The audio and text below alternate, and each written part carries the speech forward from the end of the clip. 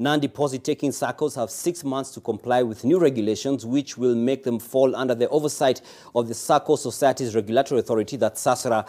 Housing SACCOs have also come under sharp criticism for swindling investors, with cooperative CS Peter Munya pledging reforms in that sector. Alex Mwangi reports on the raft of reforms that the CS is pushing for in the cooperative movement. Last year, on the 5th of May, the SACCO Societies Non-Deposit Taking Business Regulations 2020 were published, with the aim of taming malpractice in non-deposit taking SACCOs, besides roping them in under the SACCO Societies Regulatory Authority, SASRA. Under the new regulations, which came into effect in January 2021, the back office services activity, or BOSA businesses that are subject to regulation by SASRA are those that have total non-withdrawable deposits from members as equal to or more than 100 million shillings.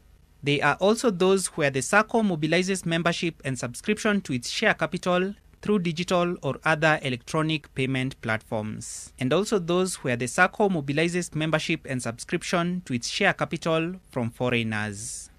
All non-deposit taking SACCOs have 6 months from the 29th of January 2021 to file their details with SASRA so that they get regulated within the next 6 months.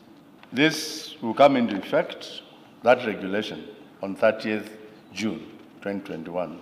We estimate that we shall register about 300 non-deposit taking SACCOs. Currently, there are over 3,600 non-deposit taking SACCOs. They have over 1.5 million members. Their asset base is valued at 188 billion shillings, with a loan portfolio of 136.9 billion shillings. Members' deposits stand at 140.5 billion shillings. The SACCO sector complements the banking sector and also plays a crucial role in powering the economy. It turns out that even with COVID-19 in 2020, the performance of SACCOs remained robust.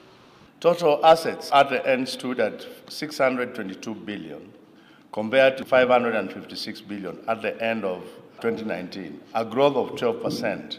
Gross loans to members improved by 11.5% during the year to 469 billion shillings from 420 billion shillings. Members' deposits also saw a rise of 12% to 425 billion shillings from 381 billion shillings the previous year. On the quest to set up a central liquidity fund to bolster the ability of SACCOs to pool liquidity and share services, SASRA had this update. Today, the draft legal framework is under consideration by the Office of the CS ahead of a planned submission to Parliament by March 2021. The Cabinet Secretary for Cooperatives, Peter Munya, who is currently engaged in a raft of reforms in the agriculture sector, which also falls under his docket, did not mince his words when it came to the reform agenda in the cooperative movement, singling out housing cooperatives. So in our reforms, this is one of the sectors we want to look into and streamline. You've seen people losing their money. They have no recourse. There's nothing they can do because people have gone and used them and invested them in all sorts of imaginary investments. And then they lose the money.